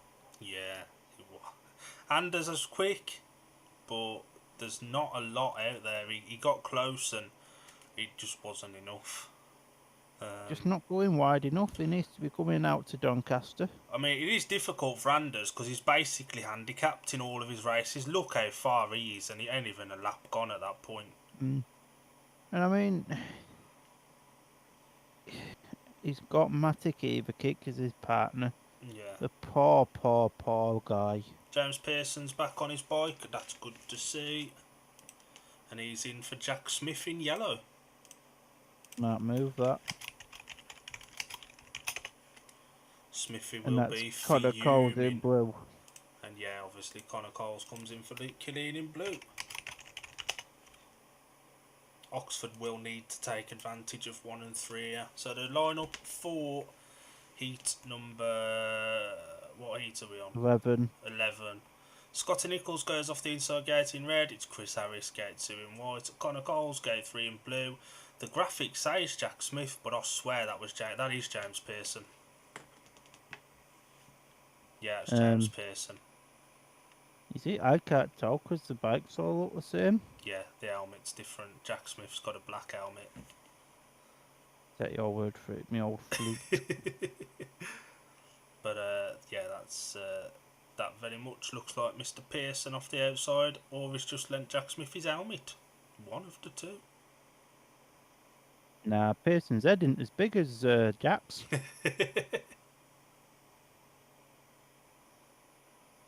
Yeah, that's James Pearson. Yep, that's definitely Pearson. And we have fond memories of James Pearson from the Beefeater in Scunny. Yes, we do. What a night that was. That was certainly... That made a raid off worth it. It did, yeah. So, the start marshal is going to walk away for heat number 11. The tape rise, and I think there was a little bit of nibbling there from Scotty Nichols off gate number 1. But it is Nichols then that has the lead. Harris in second. These two are going to have a right ding-dong battle at the front, with Connor Coles in third, being pushed all the way by James Pearson now in fourth place. Now Pearson looking to go at the inside of Coles. Can he make something work? Not quite. It's a tad dusty here at Oxford. Scott Nichols, I still swear he moved at the start. I'd be very intrigued to see that start again. He's leading the way with Bomber in second, and we pretty much expected this was probably going to be 2 races in 1 here. But Nichols been an absolute class act out in front, especially with rolling at the start and everything like that. I don't think he moved. I'm sure he twitched, but as I say, well, it'd be cool to see the replay as well. But Scotty using the right lines here, and he goes on to take another win. I don't think he moved there. We'll watch it back and see. One of us will be right and one of us will be wrong. I'll probably be wrong. I normally am. Connor Coles, what a third place that was for Connor Coles as well. Oh, 100%. The result of Heat 11, Scotty Nichols takes the win. Chris Harris second, Connor Coles third, to extend the lead now to 14 points with 4 to go. Glasgow are really crap. No, he sat No, completely perfect still. start. No movement. Perfect start. Fair play to him. He did roll back right, but fair play to him. That don't count. Fair play, no, that was a perfect start. Thomas Jorgensen would have been proud. Tommy the Good. Big up Tommy the Good, hope he's doing alright. It looks like they're going to do some track grading and they need to put some of that water stuff down. So we'll go back to Alan at Poole. Is this normal water or artificial water? I've got a bottle of Volvic Natural Spring if they want to use that. Well, I think at least the Adam's dead. office there. Might have threw himself out the window looking at this score. Don't tempt me. Don't tempt me. But at Poole, we've not really had another full race as yet. But I can tell you, Tobias Thompson came in for Ben Trigger in Heat 12, and Paul Start replacing Sam McGurk. But I do not have a result of Heat number 12 as of yet. And the crowd goes mild. Just like the Glasgow fans at Oxford tonight. This'll pretty much rule Glasgow out of the playoffs, barring some kind of miracle.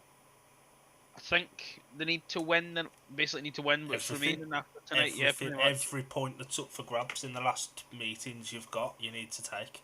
I think we've got 3 left. And you need all 3 plus the 3 bonus points. I don't even know who we've got left. I know we've got Oxford on Friday. Edinburgh, is there an Edinburgh one in there? You're at home to Redcar on the 30th. Oh. Yeah, we've got Redcar as well, actually. I forgot about that. Shall we take a quick 5 minutes, fellas?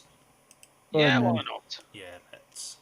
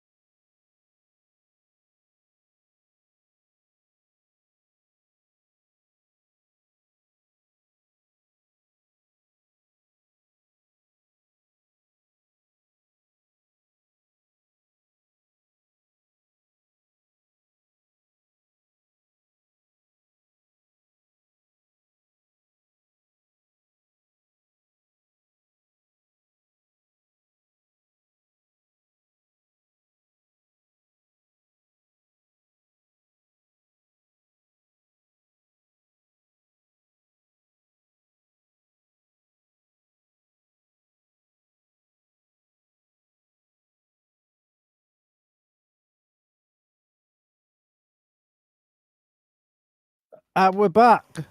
Just in time. Just. But yeah. That was a fun little interval.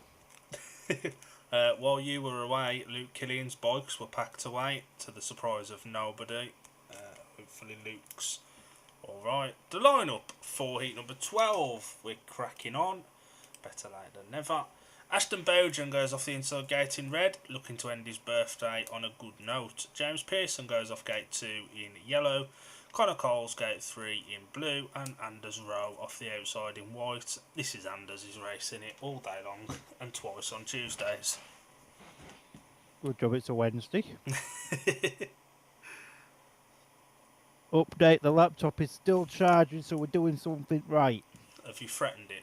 Start marshals having Yeah. a fight with the tapes. Why have these start marshals got go-karting overalls on? Well, I mean, I don't mean to be sizist or anything, but the guy that's doing the actual start mash, and it really brings out his figure. Did you notice it was the thinner of the two fellas that went through there? Yeah. So the start marshal gets some exercise in, he walks away, and he Ashton takes race moved. for hit number 12. A good start for Bowden, but race has been stopped. Ashton double clutched that. That'll be Naughty a boy warning Ashton. all day long and twice on Wednesday. They're just seeing a replay now. Didn't touch the tapes, to be fair, but it definitely moved. And he will get a warning for that, there's no doubt about it. Maybe he thought that them tapes was just a cigarette and he had to roll them. Get out. Soz.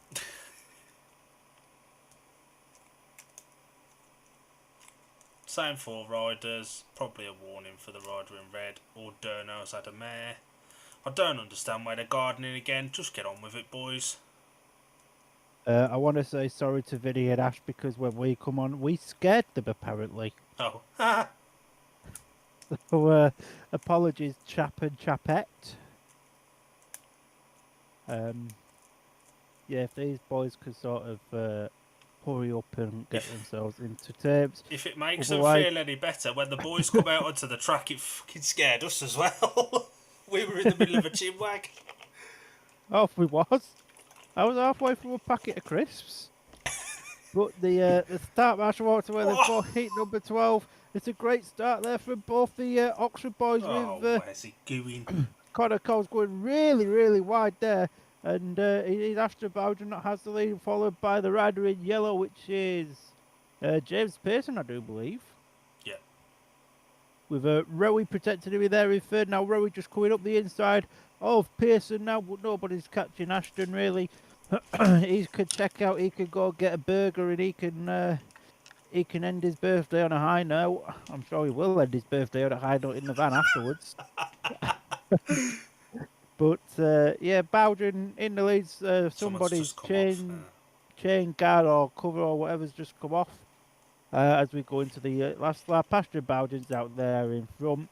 Now it's really changed. Rowie's there in second. Jimmy P's there in third. Connor Cole's going to score his first last place of the evening at the moment as it stands. And just like that, it's all over. That was an intrigue. What a gate from Connor Coles, and by the end of the second turn, he was last. Yeah, not the best for Connor, but He's had a good No. night. He's done his job, especially having, I think that was his 6th ride as well. it was. So he's done well. The result of heat number 12, it was a win for the rider in red, Ashton Bowden. Second in white, Anders Rowe, and third in yellow, James Pearson, who is an absolute gem of a fella if you have him in a beefeater, and there's a couple of people snogging behind you. And you've got rum and cokes available. Nick Morris was there. It could have been anything available. Well, that's very, very true. Oh, that was fun. That made the Scunny and Brummies thunderstormed off meeting that bit more fun, going to the beefeater with the Brummies. Oh, that was very awkward for me. That. Sat there in your Scunny coat with the Brummies team. Yes. Oh, what a night. That was straightforward for Ashton. Yeah, 100%. Yeah, he gated and he was gone. This could be an absolute corker in 13. Sam Masters still unbeaten. Scotty Nichols unbeaten. Bomber 10 from 4. Flinty 4 and 1 from 3. This could be a belter of a race. It could be.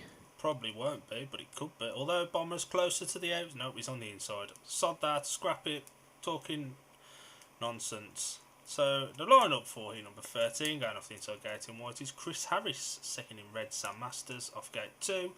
Gate 3 in yellow is Leon Flint. And off the outside in blue is the autobiography man, Scott Nichols. I wonder if he went signing the copies. Signed my copy, to be fair. It's a fair play to the guy. That was even in though I told- Cardiff, even though you told him he was rightfully Even though I disqualified. told him that he should have been excluded in the pairs. That was a dramatic turn of events, and he went for the same move earlier on in this meeting. Yeah, he did, yeah. We just waited for the Fat Controller to get the riders into line. You got Thomas the Tank and all the rest of them on the start line. You know, Scotty Nichols is that blue. You could probably cast him as Thomas the Tank Engine. Have these Oxford Kevlars grown on you yet, or do you still hate it? Oh, it was the top leagues that you don't like, aren't These ones are exactly the same as the past couple of years, just a lighter shade. I'm not. I still think the Spires Kevlars are a bit crap. But anyway, Heat 13 here at Oxford tonight for the Cheetahs. It's a quality start there from Sam Masters. Nichols almost kills Leon Flint there, but it's going to be a big race out between Bobber, who's blasting around the outside, and Sam Masters out in front. Nichols at the back. He needs to sell some more books to make this Speedway thing pay. So it's going to be a big battle at the front now and a big battle at the back. It's hard to keep your eyes on just the one battle, but there's only one camera here at Oxford, I think. There might be two. Who knows? There's two. Nice of Oxford to, buy another camera. But Bomber's putting all the pressure on Sam Masters out in front. And Scotty not really gaining anything on Flinty, to be fair. But the Bomber now looking to go up the inside there of Masters, and he's done him really nice. Now Masters back around the outside. This is going to be a quality. Ben's 3 and 4 here as Masters just gets that one, and Scotty's gone back to being crap. Sam reacted really well then. Bomber just showed him his nose, and that was all Sam needed to chop it straight off. And with that, can confirm, because Oxford have hit 46 points, they win. They've won the meeting. The result of Heat 13 was a win for the rider in red, continuing his unbeaten run, Sam Masters. Second in white, Chris Harris, and third in yellow, Leon Flint. Now, hopefully to Christ, Ivicic is taken out of 14. I'd give Spencer the ride, to be perfectly honest. I would. There's nothing to lose. I can pretty much put Connor Coles in blue. Yeah. And this meeting's not been too bad. I thought Scotty was sending Leon to the nearest hospital there.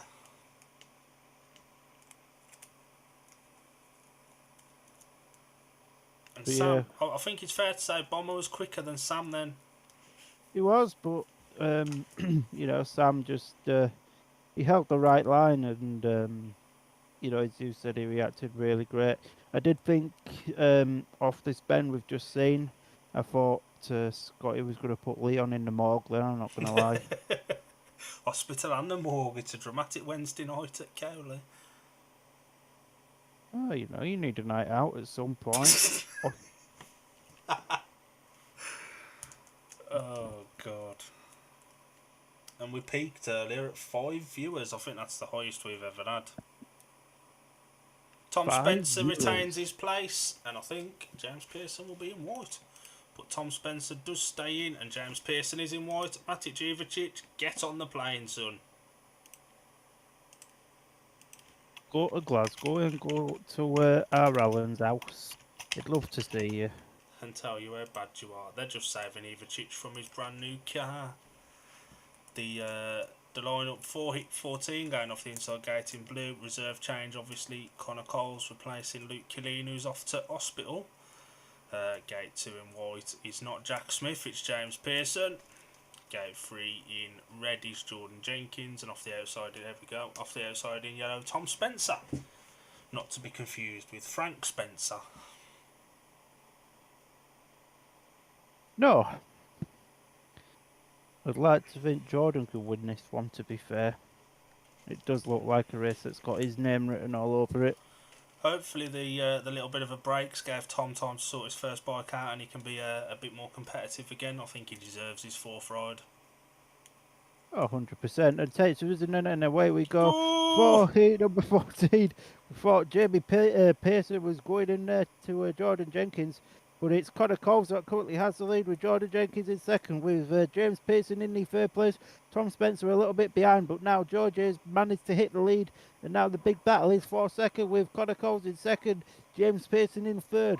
So it's a big battle between the Edinburgh rider and the Glasgow rider, but it's the Edinburgh rider that's riding for Oxford. Work that one out, non-speedway people. But Jordan Jenkins of the Oxford Cheetahs out in front, as we pretty much expected. But Connor Coles holding the right line, to be fair, over James Pearson. Pearson needs to be so careful on that bend because obviously, you know, what happened earlier and all that. But as we go into the last lap, Jordan Jenkins, he may as well just stop off his bike, get some chips, get back on the bike and finish the race because he's checked out, he's got this one in the bag. And it's Connor Coles going to finish on a high note as well with a paid win. That will be the most frustrating race of James Pearson's life. It was a lot quicker, but couldn't get past, and that was because it was such a good ride from Connor Coles, who is a notoriously very good gaiter, and so it's shown tonight, and he thoroughly deserves his 7+2 from 7 rides. And Connor Coles, fair play to him because he has outscored Matic Ivacic, James Pearson, Tom Spencer and Jack Smith put together. He has, yeah. And up to this point, Leon Flint as well. Although Leon is in a bit more of a difficult position. Yeah.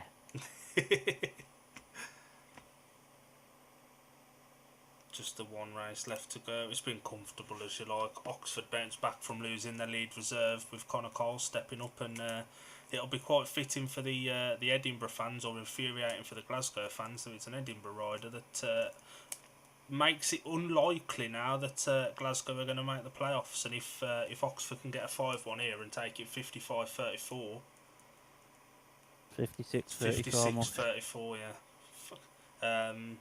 Then there's no aggregate point, I don't think either. I don't think Glasgow will win by that much against this Oxford team on Friday. I don't think Glasgow will win on Friday. It's a brave. I don't think they would have with Killeen. It depends who the guest will be now.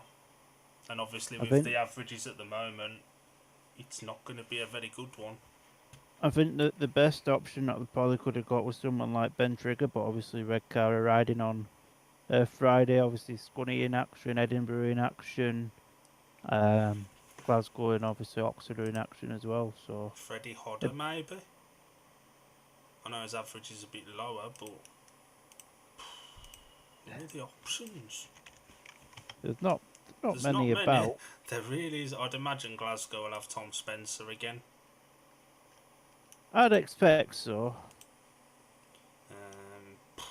Mr. Wayne Hutt just is this normal for Mr. Hutty? Obviously you know him quite well. Is his boxers normally longer than his actual shorts? I think he wears base layer. I don't know, to be honest with you. Don't ask him. Do not ask him. I just thought I'd inquire. That was all. What are the options? Oh God. A Poole riding Friday. No, you can't I don't have anyone. think they are. Can't have anyone from Poole anyway. Scunny are riding. A Plymouth rider. Can't have anyone from Plymouth. A Workington riding. I don't think so. Let me have a look. If they're not, Paul Stark is the closest, and with him being released by Glasgow earlier in the season, that could be the one they look at. If Plymouth aren't riding, I think Plymouth are at Workington on Saturday. I don't think Plymouth are riding Friday. Plymouth are away at Redcar. Oh, okay, they are riding. It's going to have to be a 2-pointer from somewhere, isn't it? Workington aren't riding. There's nobody that could have. Not even Starkey. Oh, Stark, yeah, I suppose so. I don't. Would Starkey do it for Glasgow? I don't know. It wouldn't be for Glasgow, it's for Oxford. Oh, well, then it's the obvious choice, isn't it? Stick his Glasgow Kevlars on just to poo-house them a little bit more. So while we've got him on the screen, I'll run through the scorers quick. Sam Masters 12th maximum, Cameron Eaps 8 and 2, Ashton Bowders 6 and 1, John Jenkins 7 and 1, and the They've gone off. Bomb. So Glasgow very quick. Chris Harris 12, Jack Smith 2, Anders Rowe 8, Eva Chicks Notch, Leon Flint 6 and 2, James Pearson 5 and 1, Tom Spencer out. For the rest of the Oxford scores, Jordan Jenkins got 7 and 1, Scott Nichols scored 9, Luke Killian 2 from 1 ride before he was murdered, and Connor Cole 7 and 2 from 7. Because I could tell you for, that's why you have a program on your computer. I could tell you for 8:15, Cameron Eaps in red, Sam Masters in blue. Oh, is that Heaps? Yeah. Blimey.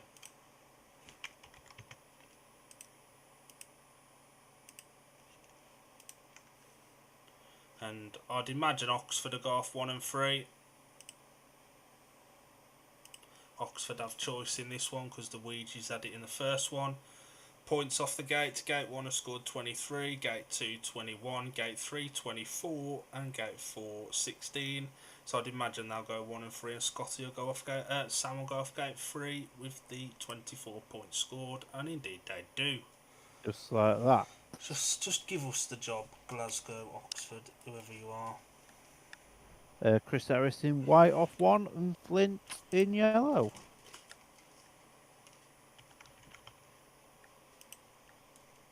Off 2. Flint is off 2. Bomber's off 2. That one does. This has been a comfortable watch, should we say? You know, it's gone on a little bit because of the delay, but it's not like a Poole one. It's the best one that we've done within the past 2 weeks. We'll bring Alan in for the result from Poole once this heat's done, and we've run through the scorers. If Alan's not hung himself out the window. I think Alan's prediction of a 46-44 Glasgow win here is massively out of the window. I mean, part of me wants Glasgow to get a 5-1, so my 52-38 might come true. So do I, because I think that was my score. No, you had it 50-something, I don't know. I know I said Poole would win 59-31. I bet that ain't far off. I can't remember what I said. I bet that's not far off. So, if that controller walks away for the last time tonight, hopefully.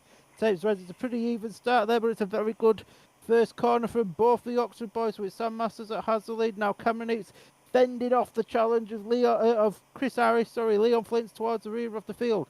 So Sam Masters in the lead. Heaps just about in second. Nope. Now Harris round the outside of Heaps. Good ride there from Harris. And we've just been shown a screen of dust. Absolutely lovely Oxford TV. Thank you very much.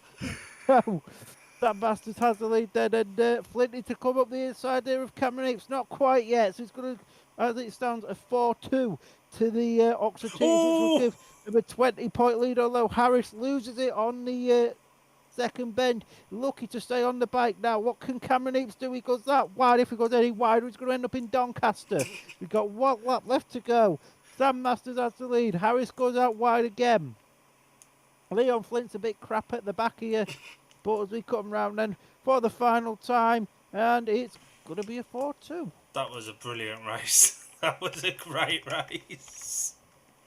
I think the commentator made that. Blimey.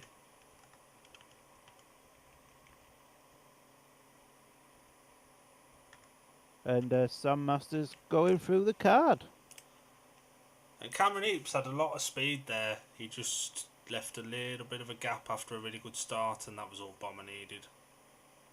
Pretty much. Do you want me to quickly run 20. through the final scorers for this before Alan Go comes on, back then. in? Oxford, Sam Masters, 5 rides, 15 points, straight through the card, nice and easy. Cameron Heaps, 9+2 from 5. Ashton Berrigan, 6+1 from 4. Jordan Jenkins, 7+1 from 4. Scotty Nichols, 9 from 4. Luke Killeen, 2 from 1. And Connor Cole, 7 and 2 from 7. For the Tigers, Chris Harris 14 from 6, Jack Smith 2 from 3, Anders Rowe 8 from 4, Matty Jivicic 0 from 3, absolutely diabolical. Leon Flint 6+2 from 5, James Pearson 5+1 from 5, and Tom Spencer failed to score from 4. We'll bring Alan back in, and hopefully Poole's finished as well, and we can go to bed this side of New Year. No, it's not finished. Christ Oh, on a Jesus. bike. They've just had Heat 14. They've just finished Heat 14. So we're getting there. So we got to Heat number. We're just going on to Heat 12, and that was won by Tobias Thompson. What a guy. Ante Vulas second, and Paul Stark third. Ben Cook retired to make the score 46 to Poole, 26 to Workington. Heat 13 was won by Richard Lawson, Tom Brennan second, and Craig Cook third for a 5-1 to make the score 51 to the Poole Pirates, 27 to the Workington Comets.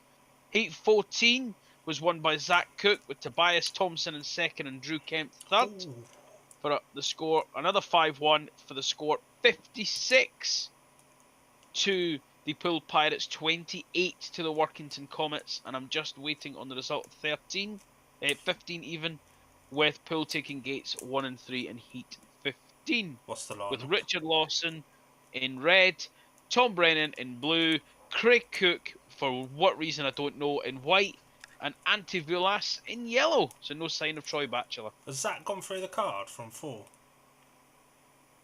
Let me just check. Zach Cook is on. Zach Cook 3. He is on 9+3 from 4 rides. Through the card from 4. Yep. And as has return. Richard Lawson, and I believe Tom Brennan also are all currently on maximums at the moment. If Paul could get a 5-1 in 15, that'd be appreciated. Thanks. Very quick result. Do you think the bonus points still up for grabs on Friday, or have you given up hope? Do you want the honest answer? Absolutely. Not on. We need an absolute flaming miracle. We would need someone from Oxford like Scott Nichols not to turn up for any chance of the bonus point on Friday night. Cammy Brown will need a miracle. Very honest of you, Al. We'll keep Alan until we've got the results of 15, and then we'll quickly shut off. I think the plan for the next one will maybe be next Thursday, so Palmer can watch Strawberry Jam. That'll be confirmed. That'll be confirmed probably next Wednesday. Yeah. If we do decide to do it, we will put something on our Facebook page. While we're here, I think this is something that we ought to discuss. Obviously, our Facebook page is D&D Media, but everything that goes on there is just watch-along stuff. Is there anything our supporters may want to see that's a little different to watch-alongs, perhaps? We have toyed with the idea of food reviews from some tracks. That might be a thing to do next year now, and start it from March. Obviously, with you not working at Scunny anymore, behind the scenes stuff might be difficult. I can get some bits from Birmingham. Alan barely goes to Glasgow, so that rules that out. Maybe more of a feature on our sponsored riders. Whoever we sponsor, keep up with their scores from meetings, post it out on a funky little graphic, maybe. Yeah, potentially. There's some ideas out there, and I'm gonna learn how to vlog. Yeah, so if I'm going to if I'm going to a meeting somewhere, I'll vlog it and we can bash that out on the channel. So That could be fun. We do have the result from heat number 15. You'll be glad to hear. Heat 15 was won by Craig Cook. Oh, blow oh, Tom Brennan in second and Richard Lawson in third. That 5-1 makes the final score 59 to the Poole Pirates, 31 to the Workington Comets. I hate to bet you're right, Al. That was a 3-3, not a 5-1. Sorry, that 3-3. Thank you, Mr. Palmer, for spotting my error. I was just testing you. No dramas. How does Cookie get 3 from 4 races all night and then go and win 15 and screw 2 maximums in the process? Eat 15, don't count towards your average. What a wally. So that's Richard Lawson's maximum out the window, as is Tom Brennan's. So yeah, only one that managed to get a maximum was Zach Cook. What a guy, and Zach's guesting for Ipswich tomorrow night against whoever they're against. Oh, Bill. Yeah, Interesting. Zach's guesting in place of your pal and mine. Well, yours, Adam Ellis. Because Big up my guy Adam. I hope he's healing soon. And with that, I think it's time to draw this one to a conclusion. So that comes to a conclusion for another watch along. Thank you very, very much for joining us tonight. If you have enjoyed it, please join us again next time. We will confirm on the page nearer the time what it will be. But from me, from Al, from Dill, it's a very good night.